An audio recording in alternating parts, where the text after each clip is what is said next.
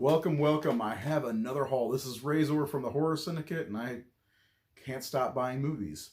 I have a problem.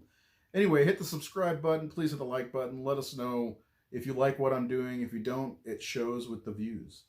Anyway, I got more movies. I got a nice stack here. And I'm going to show you what I got as I do. I haven't opened some of these because I just got them yesterday. And I got a special movie sent to me from Seth T. Miller. That's the first thing I'm going to show off. And I'll probably open it because I haven't opened it yet. And then I do have an independent fan film that I'm going to kind of talk about as well that I got in the mail. So, like I said, subscribe, please. And I will get a move on with the video. So first things first, there's a running gag going on our show, the Horror Syndicate Discourse, which we do every Thursday night live on YouTube and Facebook. Just saying. That I will not watch Assault on Precinct 13. Not necessarily a horror movie, but Seth T. Miller is so persistent that I see this movie. He is in love with John Carpenter. He adores John Carpenter and probably would wipe John Carpenter's butt with his tongue if he could. Anyway, he bought this and got it sent to me directly from Scream Factory. I have not opened it yet, but it's been sitting by my TV since I got it. I have nothing against it. It's a fun joke. And when I do watch it, Seth's going to sign out for Shudder finally, because that was the deal. So I got to open it now so Seth can see that I opened it up.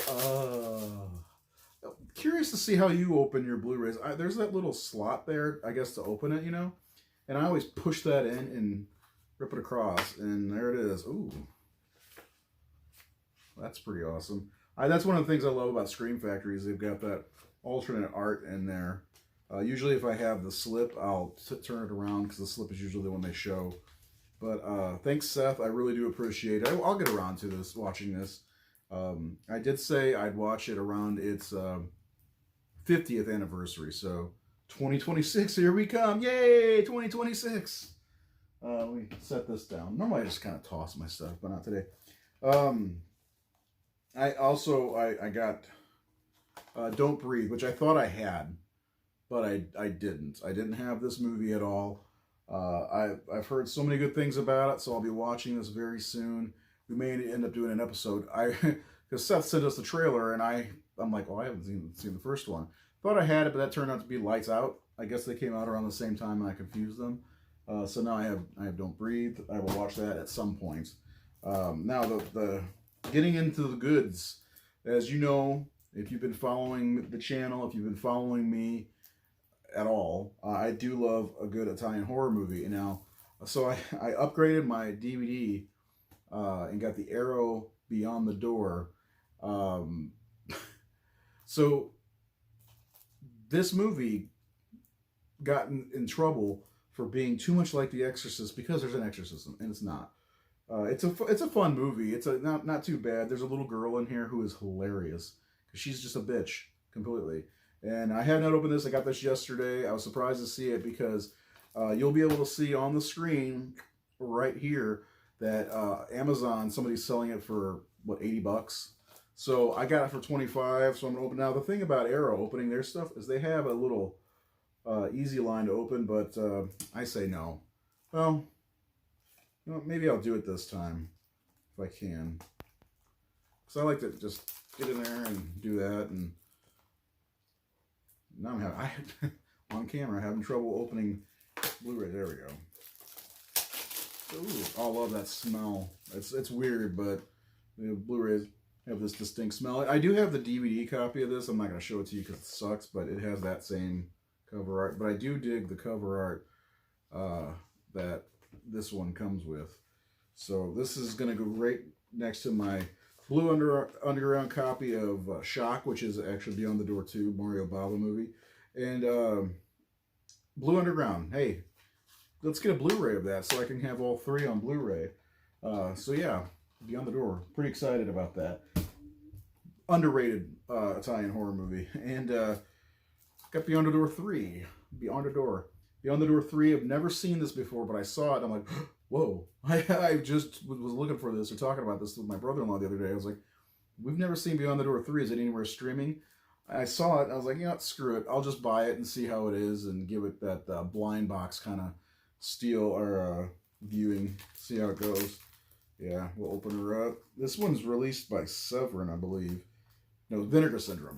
Vinegar Syndrome releases, which I don't have very many because they have a lot of perverted movies. And based on the cover art, this may be perverted too. So, and oddly, I think Vinegar Syndrome released, I want to say the 4, 5, and 6 Amityville horror movies, which aren't very good. Oh man. I don't know what I'm in for. I really don't. It's got reversible art with whatever this is. Oh, a muck train. That's the alternate title. So, oh, this is smooth. So we'll give this a look-see. I'll probably write a review on it for the horrorsyndicate.com. Beyond the Door 3. So now, Blue Underground, I believe you have the rights to Shock, the final film that Mario Bava ever made. It's time to release a Blu-ray. Well past time. I do have the DVD, but now this is the creme de la creme. I'm not a big fan of this series, but one day my wife and I, way back in maybe 2006 or 7, it depends, 2007, it depends on when the last one was released, and I was like, whatever. The Species movies, I got the first 3 for $10, and then this one, which is terrible, for $6. But I know Scream Factory has these, but I couldn't say, okay, here's $20 or $25 for the first 2 movies of a series that I don't really care for. But I saw this yesterday at Vintage Stock. I was like, $10. Oh, I'll get it. And it's the first 3 movies. It's got a Species trilogy. I guess special features. Now this was in somebody else's home at some point, so this is a used copy of the series, and it's got a nice little box. You know, we got box fell on the floor. Species, which is actually not a bad movie. I do remember liking this when it came out in the mid-90s, 95. I was 15. Species 2 wasn't bad either. Again, I was 18 when this came out back in the 90s. I do not remember Species 3, like, at all. When did that come out? 2001? I clueless. I'm going to rewatch all of these. And then I guess this is a special features disc. H.R. Giger at Work featurette. So some different things. Let me make sure the discs are in there. Okay, there's a disc for Species 3. Species 2. Okay, good. I mean, I'm sure fine people at Vintage Stock do their job, and, you know, there we go. Open up the Species, The Awakening. Species 4. I do remember this one. I think this was made for TV for the Sci-Fi Channel, which would be my 3rd Sci-Fi Channel original on DVD. I have Return of the Living Dead 4 and 5 also. Oh, it's unrated. Which, of course, when it was on TV and premiered, it was rated. Okay, so last time I think I talked about getting Never Hike in the Snow in, and Never Hike Alone. So a friend of mine made these, okay? Vince DeSanti, he's actually a real friend of mine, and he's come on the show many a time, and cool, I'll support him anytime. But then there's, these aside here, then there's been other campaigns that I followed, like Friday the 13th Vengeance is one of the most convoluted movies I've ever seen in my life. It's, I don't remember how long it is. It's long. I got the DVD. I supported the Kickstarter. Oh, I didn't realize there's trading cards in there. But I you know, or the Kickstarter or Indiegogo, whatever it is, I'm always disappointed when they're burnt discs. You know, these are like, they charge $25 or $30 for the DVD alone, and they come in their burnt discs. There's a Steve Dash Memorial. Never got the chance to watch that. It's 2 discs. I've had this for a while, but never really paid much attention because this movie's on YouTube. And I knew it was going to be on YouTube at some point, and it's like, if it's going to be on YouTube, what's the point of even bothering supporting it? Well, really, it's to help them get their movie made. This movie is like an hour and a half. It feels like it's 4 hours. There's just too much going on. It's I think it's a sequel, direct sequel to the 6th movie, Jason Lives, which is my favorite. But it's sloppily put together, and it's not very good. So I'm just going to say it. Very convoluted. There's one called Jason Rising coming out that I'm looking forward to. But the one I got recently is this, directed by Cody Falk. I think he probably wrote it too. Wet Paint Pictures. So they boast that with this movie that they've got a giant Jason. And there's a picture online of the Jason in this standing face to face with Kane Hodder, and he is big. And I think Kane Hodder said, "Whoa, he's a big fucker," or something along those lines. Does that matter, really?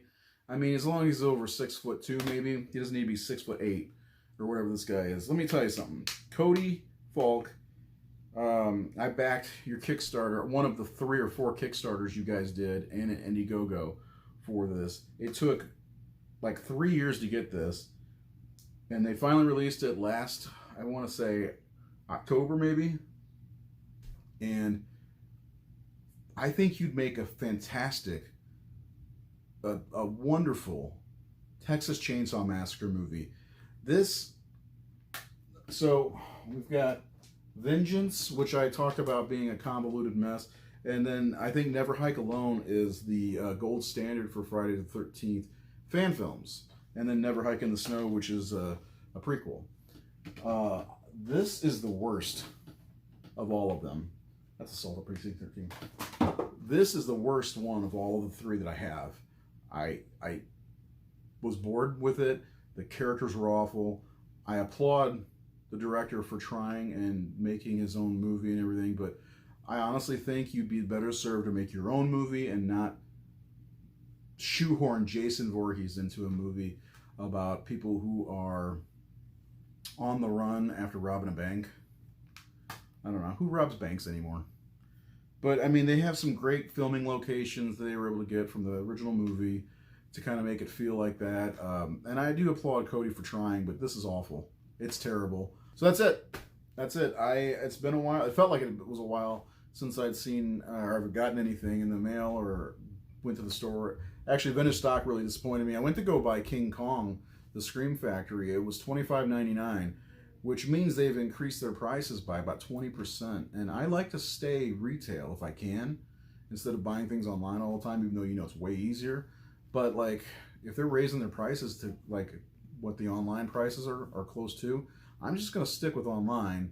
If you like the video, subscribe. I'm going to do more, not just haul videos, other things, all kinds of stuff, videos, reviews of movies, hopefully. I'm going to do top 25 or top 10s or, you know, my rankings of the Halloween movies, whatever you like. What would you like to see me do? Would you like to see me rank the Halloween series, my rankings for that series? Or I did Texas Chainsaw Massacre last year. It's somewhere on this channel somewhere. And I've also, I could do the Nightmare on Elm Street, which is my favorite horror franchise. I'm planning on doing the Conjuring series since The Devil Made Me Do It is out, and I've now seen all of them. So, although I can't say Curse of La Llorona? Is that it? Fuck. Anyway, have a nice day. Hit the subscribe button, hit the like button, hit the thumbs down. Whatever you want to do.